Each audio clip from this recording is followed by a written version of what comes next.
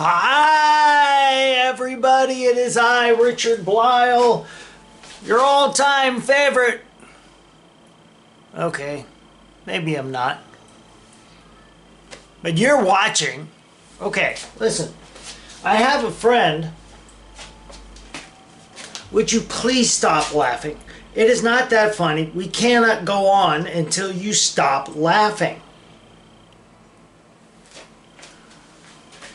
Today's video is inspired by these guys, and as you recall, I'm actually recording this on two different cameras in case one of them goes fart and does something weird.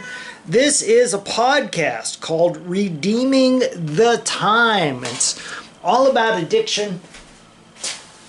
They have an upcoming podcast about epigenetics, and I was asked if I could maybe explain a little bit about what epigenetics is.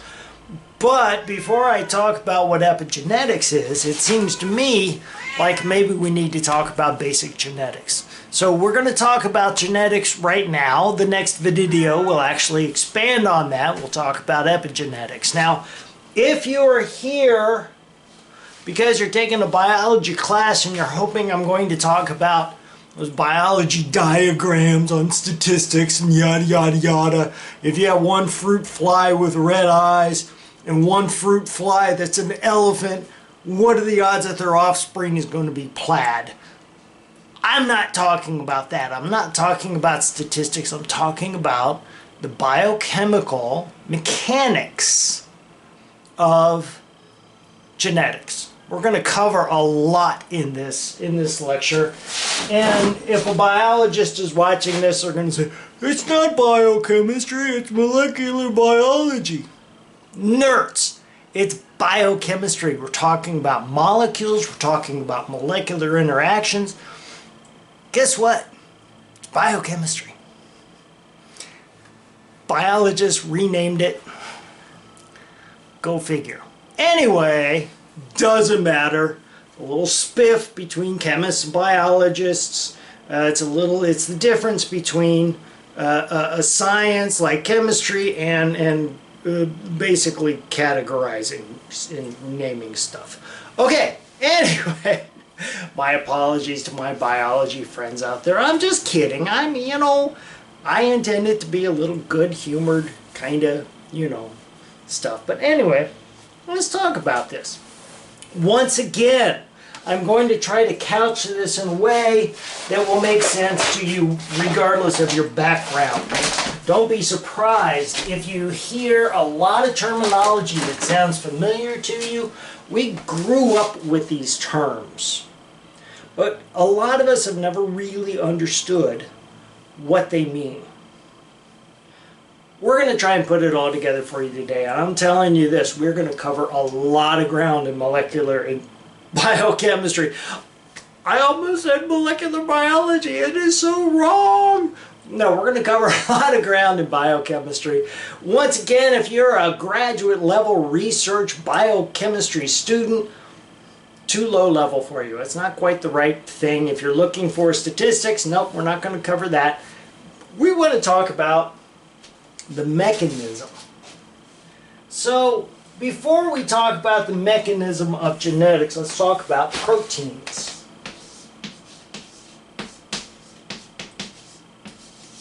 Proteins are people in favor of young people. Proteins are the workhorses of the human body. I am a humanoid-shaped Earth-like being. I have two arms. I have two legs, which is more than my friend Michael can say. Sorry, Michael.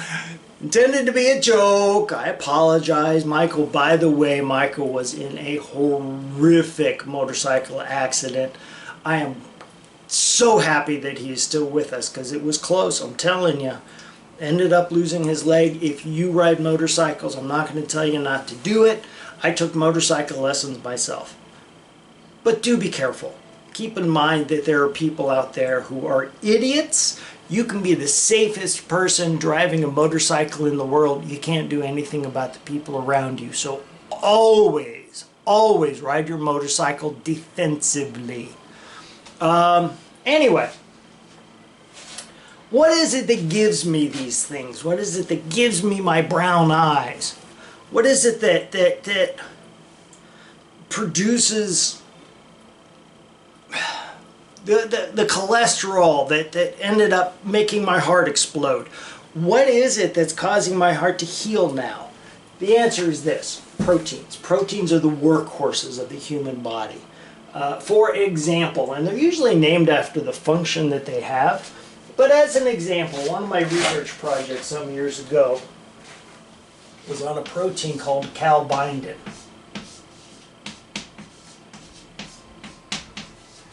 Calbindin binds calcium.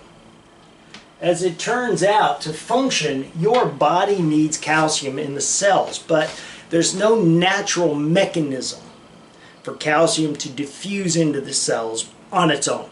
It requires something called active transport. That is to say, energy has to be put into the system to force the calcium into the cell. The protein that does the job is calbindin. Calbindin has a shape that allows it to bind 4 calcium ions. Once it's completely loaded, it moves from the extracellular or outside of the cell region to the intercellular or inside cell region, where it releases those calciums. It takes energy to do this. It takes ATP, but it works. Now, proteins are simply long-chain molecules made up of smaller individual molecules. There are 20 what we call amino acids.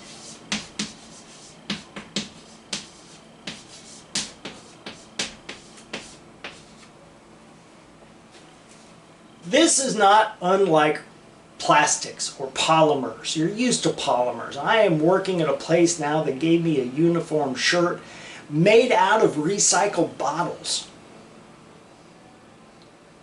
I didn't even know they did that. With polymers, they take individual, they're called monomers. They take molecules and they just link them together. Now usually they're all the same type of molecule. Proteins have 21 amino acids.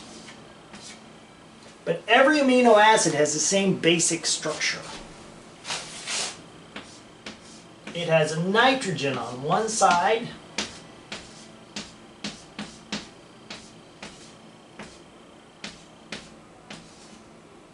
and a carbonyl group on the other, like this.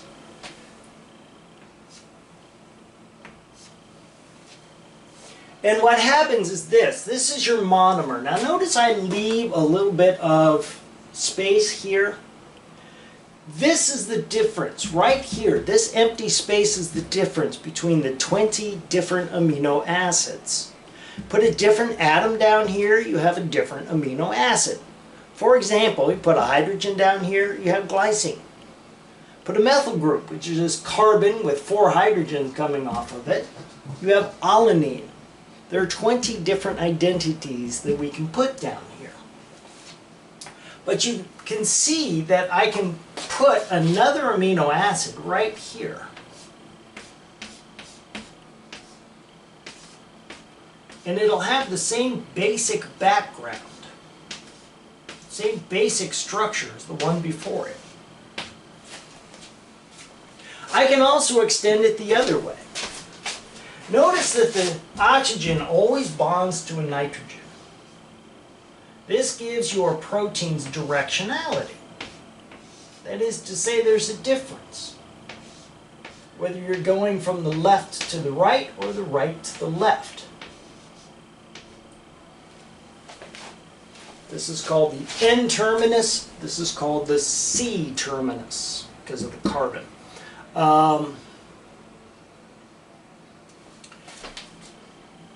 Okay.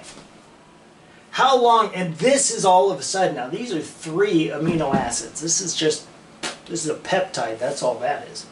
Link enough of these amino acids together, and you have a protein. How many amino acids Well, they can be as long as you want. As you can see, we can extend in either direction. Honestly, while these are being put together, it's always one direction. But we can extend this chain as long as we want. 20, 50, 100, 1,000.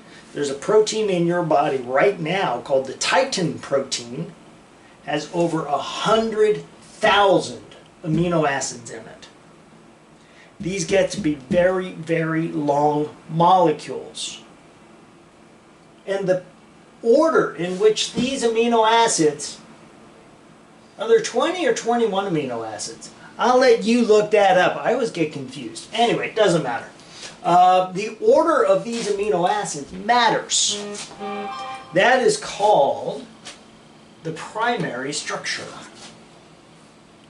And that's all we're going to talk about today, just the order of the amino acids. There's a lot more to this. Biochemists watching this are now throwing their arms up. What about secondary? What about tertiary? What about quaternary? We don't need all that bullshit.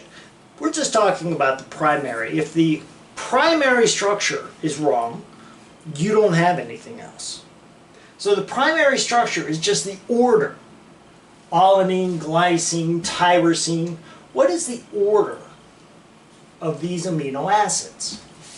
And if that's wrong, your amino acid is not going to work.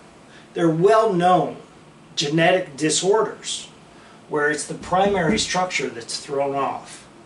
And these poor victims of these genetic disorders struggle their entire lives and often die early, young. It's terrible. It's a terrible, terrible thing. The question is, how do we know the proper sequence for these proteins in order to get them to work? That's where genetics comes in. Genetics does nothing more than tell your body the order of these amino acids to build every protein in your body. Every protein, there's a blueprint for it. There's a plan for it. That is encoded in the genetics. Let's jump ahead a little bit and talk about your DNA.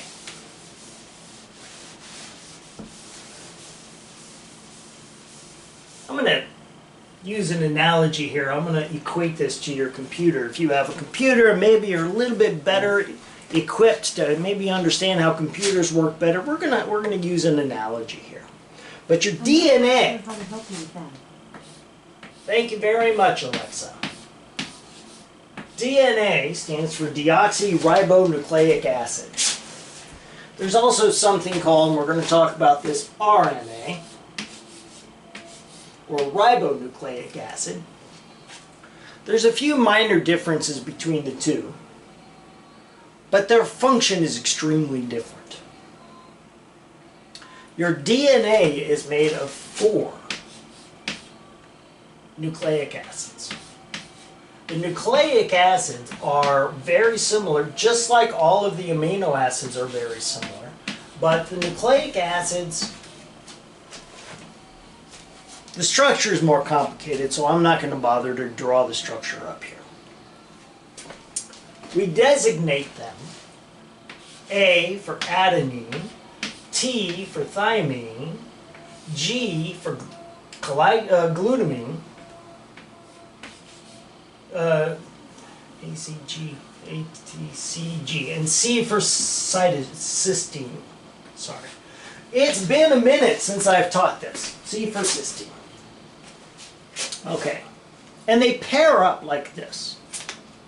Now you've probably seen pictures of DNA. You've probably heard a little bit about it.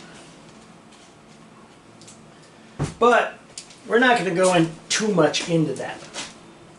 What I am going to talk about is the fact, and I should have a table open, but I don't. These nucleic acids never change. And they code. These code every protein in your body. That's all they are. It's a code. There are 4 of them. So Your computer at home is a binary system. It's ones and zeros. That's all it is, ones and zeros. This is more like a quaternary computer, A, T, C, and G. And again, it has directionality. So it makes a difference, the order of these things. And each of these amino acids are part of what is called a codon.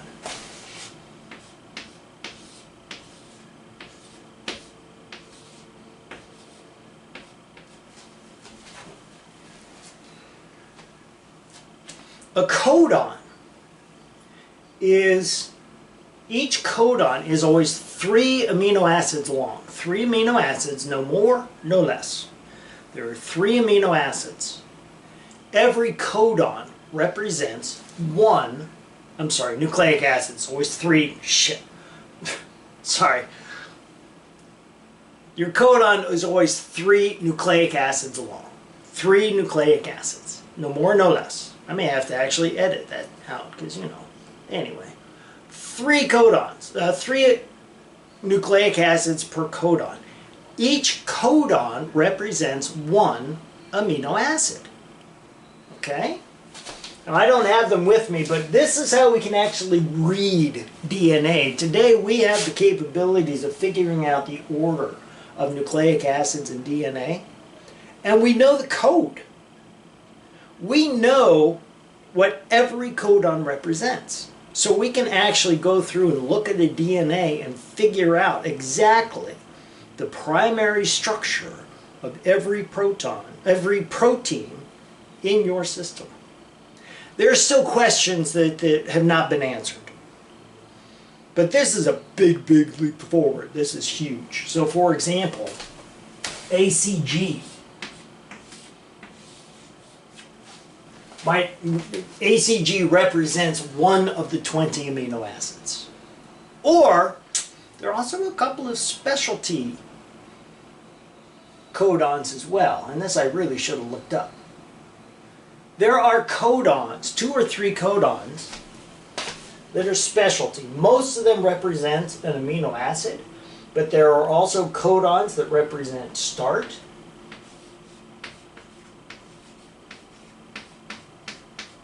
and stop.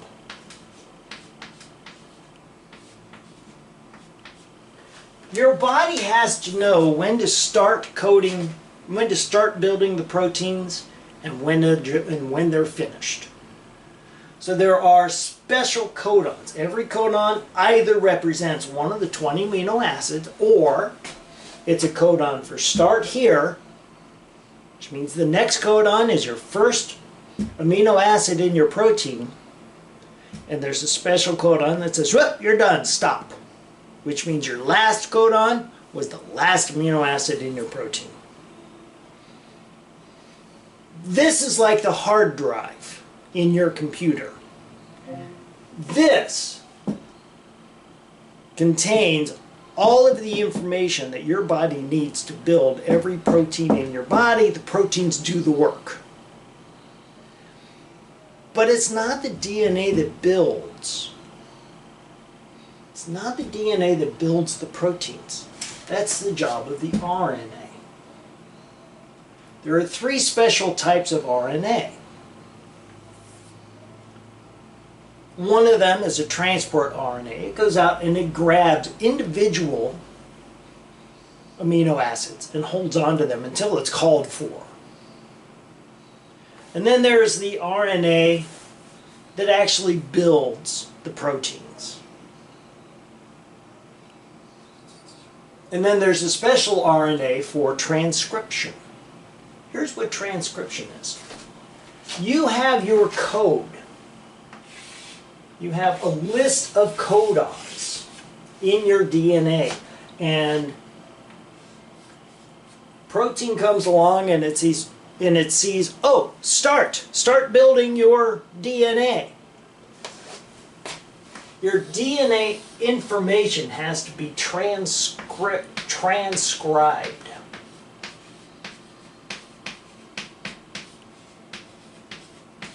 to an RNA. So the transcription RNA goes and starts reading the codons, not changing them, reading them. And it builds the RNA from the DNA.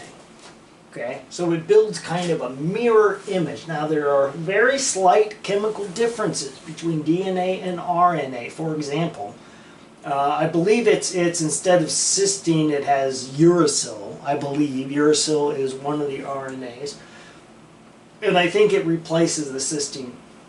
Aside from that, adenine, thymine, guanine, those are still part of the RNA. It's the exact same molecule.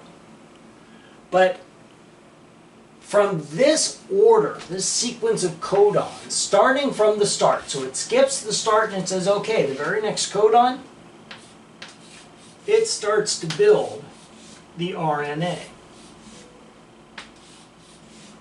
And the RNA is also made up of these codons. It's the mirror image. It has to be. So if the DNA calls for the codon ACG, that is going to be here in the RNA, ACG. Okay? And then the next sequence, oh, this is going to be U instead of C. Sorry about that. AUG. And then the next sequence, the next codon will be here.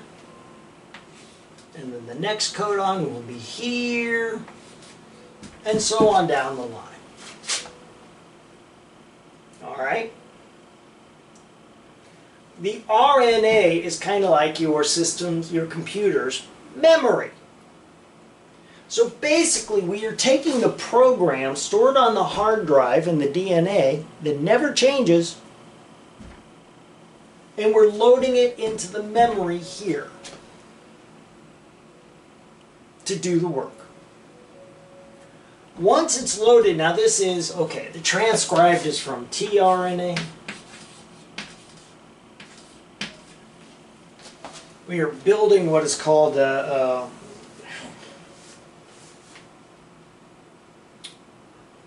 forget the symbol for it. Anyway, so a special type of RNA builds this. This is the factory. This is where the protein is going to be built. The messenger RNAs are going to bring up the correct amino acid for this one.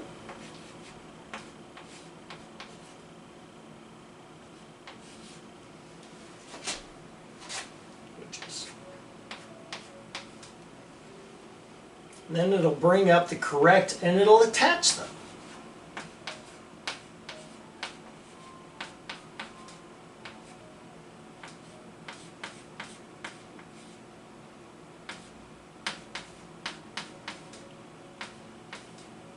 And so on down the line.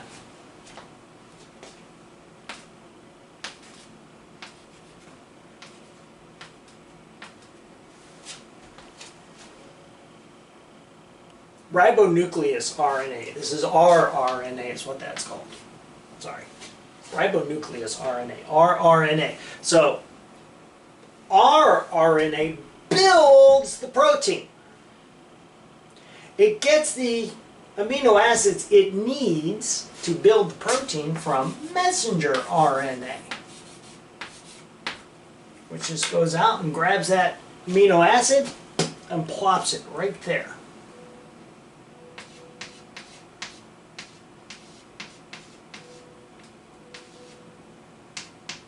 Trying to write very small here. So the messenger RNA brings them in, the correct ones, brings the correct ones in one at a time. Now, I am way oversimplifying this, okay? Because if it's not folded correctly, it's not going to work. So there are special proteins that make sure that as it's being built, it's being folded into the correct shape. That calbindin we talked about earlier has 4 pockets on it. If those pockets aren't there, it's not going to work. So it has to be folded correctly as well as having the correct order of amino acids.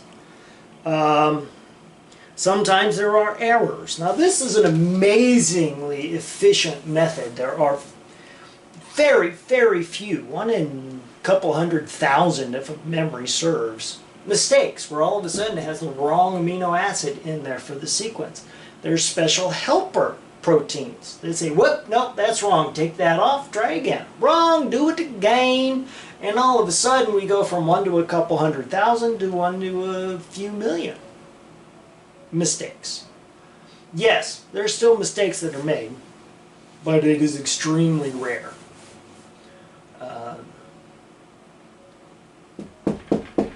And so on down.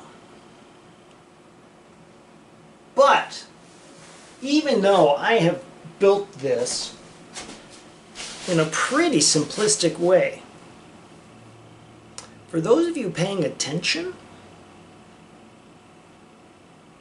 there are still questions here, aren't there? There are things that I've not talked about, and that's going to be the focus of the next Blyle-style lecture. Blyle talk? No. I'm probably going to get in trouble if I start calling them Blyle talks. Anyway, there are questions that come up. For example, you don't need all of your proteins being made all of the time. You need special proteins when your cells, for example, are getting ready to divide. Mitosis. Mitosis, if you don't know, is on my feces.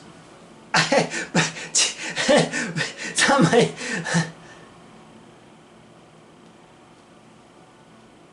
So how do we know? How does your body know when to start and when to stop building proteins? This is something called epigenetics. Like I say, that's a little advanced. That's beyond where we are. But epigenetics is controlling transcription.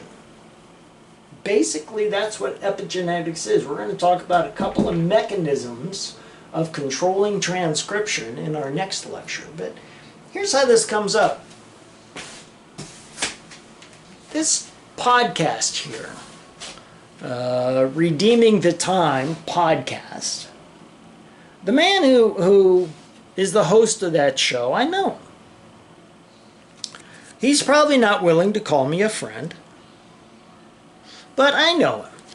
And he is going to have an expert epigeneticist on his podcast. Now, he is not an expert at this stuff. Trust me. Great guy. Very smart. He could be. It's nothing he ever studied. That's all. But there's evidence now. Biochemists, molecular biologists, geneticists, there seems to be evidence that addiction might be related to genetics, which I find fascinating, because if addiction is related to genetics, that means that there are proteins out there that have been modified or that are unique to people who have addictive personalities. I know I have an addictive personality. Here's my major addiction right now. I don't drink, I don't smoke, I don't do drugs, but I always knew I had an addictive personality, so my way to beat those addictions was to simply never start. But it doesn't mean I don't have addictions. I'm addicted. I don't like this stuff. I honestly don't. But the problem is, at this point, I am addicted. I am convinced, not only to the caffeine. This is my source of caffeine to start my day. You have that addiction as well. You drink coffee or tea or something, an energy drink. You probably drink something with caffeine in it. So it's a very common addiction. But yes, that's an addiction as well. I believe I'm also addicted to the artificial sweetener in this. The artificial sweetener has been shown to cause brain damage. And Coke products, I don't know if you know this or not, Coke products tend to decalcify bones. So I figure I have another month and a half of drinking this crap, and then I can get into any house by just slipping under the door. But you know what? That's pretty much it for genetics. This is your big picture of genetics. We're going to talk a little more about epigenetics in the next one and how the body controls what is being built and what is not. So until next time, I am out of here.